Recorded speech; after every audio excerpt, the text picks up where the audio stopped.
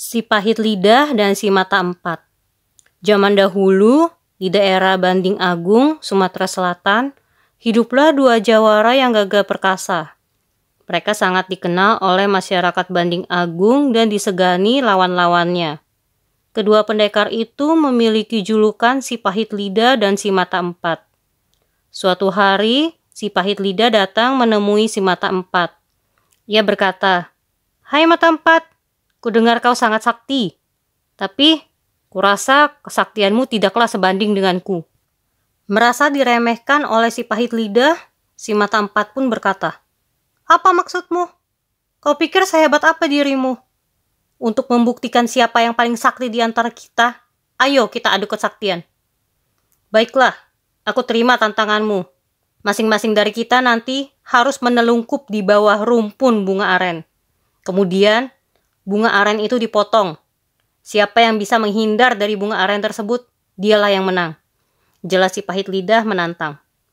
Akhirnya, mereka bersepakat menentukan waktu untuk beradu kekuatan. Hari berganti, waktu yang telah ditentukan pun tiba. Si mata empat mendapat giliran pertama. Sesuai dengan namanya, si mata empat memiliki 4 mata, yaitu 2 di depan dan 2 di belakang kepalanya. Dengan gesit, si pahit lidah memanjat pohon aren dan berhasil memotong bunganya. Sementara si mata empat menelungkupkan badannya di bawah rumpun pohon tersebut. Dibantu oleh kedua matanya yang terletak di belakang kepala, si mata empat pun berhasil menghindari bunga aren yang telah dipotong dari pohonnya oleh si pahit lidah. Selamatlah si mata empat. Kini, giliran si mata empat untuk memanjat pohon aren. Sedangkan si pahit lidah menelungkupkan badannya di bawah rumpun pohon tersebut.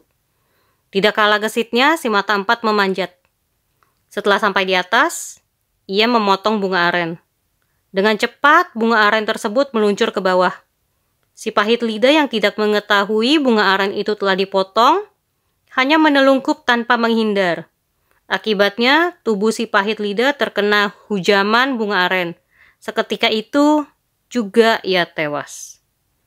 Melihat kematian si pahit lidah, hati si mata empat menjadi puas. Kini, dialah yang paling sakti di antara jawara yang lain.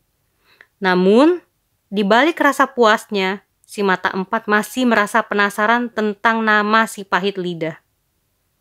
Dia pikir dia itu hebat, ucap mata empat sambil melihat ke arah mayat pahit lidah. Tapi, mengapa dia dipanggil si pahit lidah? Apakah lidahnya benar-benar pahit? Pikir si mata empat.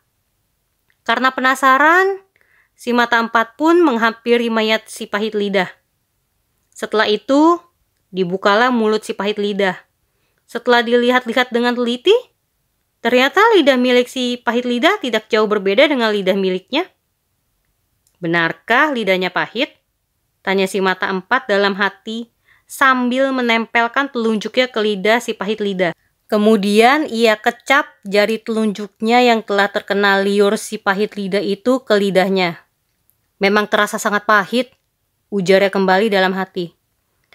Akan tetapi, ia tidak mengetahui bahwa rasa pahit itu adalah racun yang berada di lidah si pahit lidah. Akibatnya, si mata empat pun tewas. Kini, tidak ada lagi jawara yang terkenal saat itu. Mereka tewas akibat kesombongannya sendiri. Mayat si mata empat dan si pahit lidah pun dimakamkan di tepi danau Ranau. Danau itu masih ada sampai sekarang dan menjadi objek wisata yang pemandangannya sangat indah. Pesan moral dari cerita ini adalah, tidak ada gunanya menyombongkan diri. Sebab, sifat sombong dapat mencelakakan diri kita sendiri. Jadilah orang yang rendah hati, walaupun memiliki kemampuan lebih dari orang lain.